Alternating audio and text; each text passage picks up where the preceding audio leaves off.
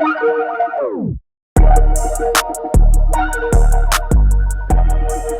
what's happening, peeps? We back again with another one. I appreciate y'all tuning in as always. Uh, like, comment, subscribe to the channel. Tell a friend to tell a friend. I appreciate all the feedback I've been getting. Keep it coming. Let me know what you want to hear more of, because I want to deliver more of what you want to hear. And so, I got some content I want to deliver to you all. I think you'll find some value in it as always, or I hope you'll find some value in it as always here. And what I want to talk about today is you're working at the company, you really enjoy, the company you're working for, the people, you work with, and you're thinking about making this a organization you grow in career, you grow your career in on a long-standing basis there as well. And so how do we put ourselves in position to get our next opportunity or get the ideal job that we're really interested in?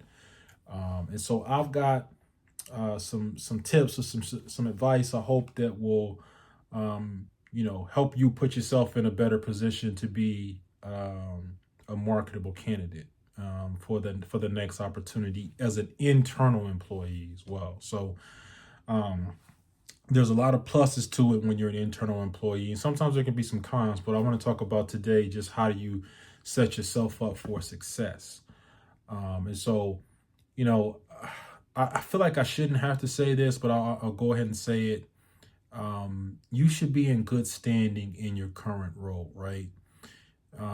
You should be a meets or an exceeds. You shouldn't be a poor performer on a coaching plan. Not hitting production goals in your current role. You want to be essentially meeting expectations or exceeding expectations, right? Because that's just showing you have a level of consistency and you've been able to deliver in your current role, which is going to be a little bit of a prerequisite in terms of your character, your production, your skill set to your next opportunity as an internal employee. And so that's why I said it can be a good or a bad thing. If you are meets or exceeding, it's going to make you more marketable. Your name's going to typically get more talked about, known a little bit more in those areas there as well. But be in good standing, right? You don't want to be on some type of warning or written up and trying to apply for a new job, because that's going to come back on you. And most companies will actually, if you're applying for a position internally, they'll actually ask, are you in good standing? Are you on any type of verbal warning as well? And so just make sure you're in good standing in your current job. Secondly, hygiene, right? Take care of yourself. Present yourself in a good light. That doesn't mean if you work in a labor job or, you should be dressed in 3-piece suits, but you should take care of your hygiene, right? Keep your hair well maintenance, facial hair well maintenance, right? Just normal, everyday things, but present yourself as a polished, prepared, professional version, right? Because you're marketing yourself always, anytime you go to the office, right? So just think about, keeping good habits. I think you should keep them in general for your own personal, well-being, but good hygiene, right? If you're not, taking care of yourself, start taking care of yourself, get a regular haircut, go to the barber, get your beard, trimmed up, whatever you need to be done, get your hair done on a regular basis there. If you do your hair, like, just present yourself in a good light, right? I shouldn't have to say these first two that I went over, but I want to drive home the point, right? That you're dressing for your next job, or you're preparing for your next job, right? And so you just want to present yourself in a well, professional, organized, put together, person on an ongoing basis there as well. So now let's get into some more, things that I think will help you set yourself up for success here as well for your next job as an internal candidate. The first one I would say is job shadow, right? Try to reach out to people in a role that you're interested in, and See if you're able to job shadow them. If it's something you can job shadow, understand what a day in life is like. Get familiar with the day to day of that role and what that environment is like. You're going to understand, is it fast paced? Is it slow paced? Is there a lot of downtime or alone time? Do I work a lot with people? It'll give you a better understanding of the role than what you may just see on a job posting. There's right job posting. I highly encourage you to job shadow as many roles as you can. I think it's great for you to actually experience what the role is like. But specifically, if it's a job that you think you're interested in, I highly encourage you to job shadow in that role, and try to get an understanding what the day to day is like in that actual role as well. The next one I have is, addition to just job shadowing, try to get some time where you can sit down and meet with the team. Meet with as many members of the team that you possibly can meet with, right? Because you're essentially getting, you're job shadowing, so you're seeing it, but then you get to meet with them and have a conversation. They can tell you what it's like when you're actually doing the job. They can give you the pros, the cons, the things that have been challenging for them, the things that they love, they enjoy, and they can start to build a connection or a relationship with you and understand a little bit about, your background, your skill set. And that rapport building will go a long way because they will start to get comfortable with conversations with you or dialogue with you and working with you in that aspect. And so it will set you up when it is time to interview, because they're familiar with who you are, your name, and essentially you can do a lot of the heavy lifting that, when you get into certain interviews and the team interviews you, they'll already kind of have a lot of those answers already answered before you even, do the official interview there as well. But definitely meet with as many individuals on the team as possible that are willing to meet with you, right? If they don't want to meet with you, you can't force it. But if they are willing to meet with you, I highly encourage you to meet with as many people on the team. The second one here, I try to, a lot of people don't think about it from this perspective there, but meet with members of teams that collaborate with this job, right? So if you are pursuing this particular role and they work a lot with marketing or, finance, right? Meet with individuals on those teams and understand how they work. What challenges do they see when they're working with this group? What makes it successful? What do they feel from their vantage point can be improved upon? It puts you in the right mindset. Again, you're building more rapport with these different teams that this role collaborates with. They are meeting you and they're able to have a better connection with you, and they're probably willing to vouch for you if they were brought into these other areas, or they will speak of you in the room you're not in if a job opportunity is posted or presented. And I definitely think it's a great tool just to understand, how these teams collaborate.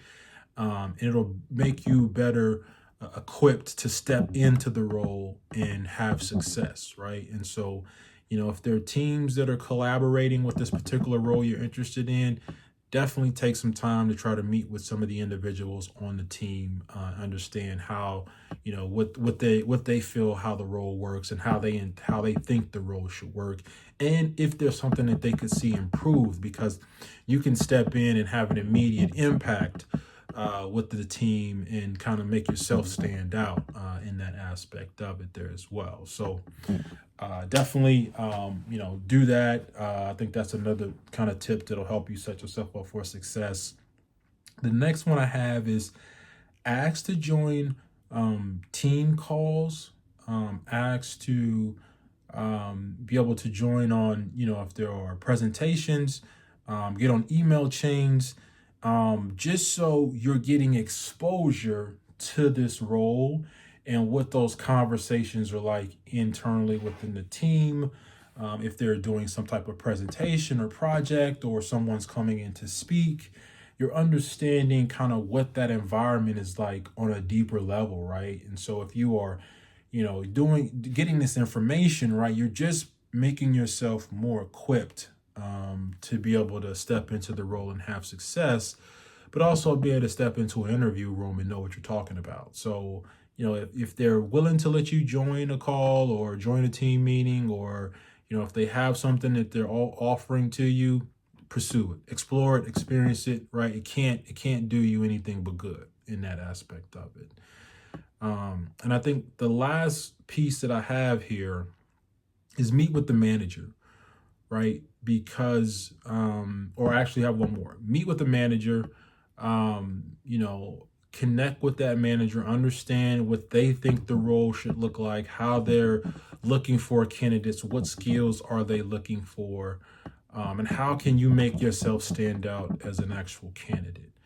And I think, when you start to do that, you've done your job shadowing, you've spoken to people on that team. You've done a good job of having conversations, so they're more likely to speak to their manager of you. You understood how they collaborate with other teams and what those people expect from someone in this role. You're joining team calls or other events, big group projects that you're able to kind of sit in and observe, and you're meeting with meeting with the manager. You've essentially done all the work that needs to be done, and you will secure the job without even having to interview if you've done all these steps and you've had success in that. And I put meeting with the manager last in there because the manager is going to be kind of the end all be all decision maker in this process, or second to last here.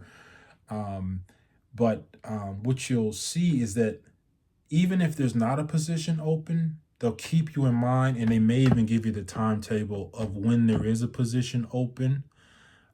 So you can be on the lookout for it, and you can ask, what can you do in the meantime? And in addition, if they feel that they like you and they like what you've been doing so far in terms of trying to pursue this opportunity, but they don't feel that you have the proper experience that they would be looking for in the role, they are likely to refer you to another role where they pull candidates from. So they may say, hey, we don't really, I would like to see a little bit more experience. Running projects or completing projects. And so, there's this other role that I think could be a good fit for you. And I think if you were to get that and add that to your skill set, I think stepping into this role you're pursuing, this one role you're pursuing would be, really perfect in terms of you stepping in and having success as well. And so, that manager is going to keep you on their radar, and allow and open up other opportunities for you that you may not be able to, you may not have thought about or may have not been aware of, because they speak to other leaders and managers as well. And so they know about positions that aren't posted, that you may be, may make sense for you, in your career growth there as well. And so, the last piece to that is speak to the recruiter, the internal recruiter, right? Build a good relationship with the recruiter who does the hiring, and interviewing for that actual team there as well. Get some time on their calendar. If you're an internal employee, it's typically pretty. Most of the recruiters are going to be pretty receptive of scheduling some time with you to talk about the role. Have your questions fully prepared, and make sure you sell yourself in that conversation. But get your questions that you really want to ask. Don't ask any surface level questions.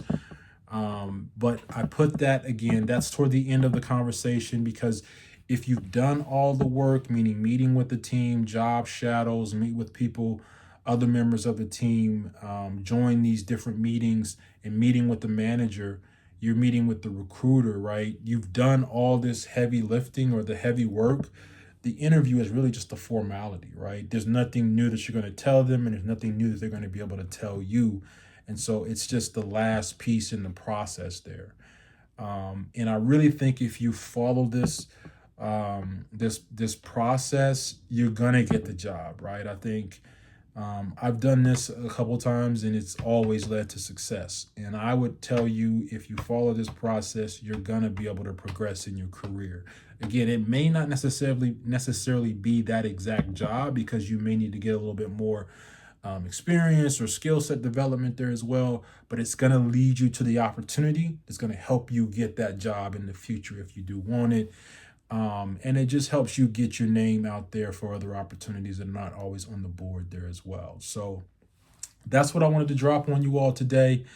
Let me know in the comments if there's anything that you've done that's helped you land a job as an internal employee there as well. I'm speaking for specifically jobs that you are looking for as an internal employee within your current organization there. If there's anything that you've done that will help other people, land their job as an internal employee, please drop them in the comments below. Let me know what you think about today's episode. As always, appreciate the feedback. Keep it coming. And if I'm lit and you lit, then we lit. So stay lit. I'm out.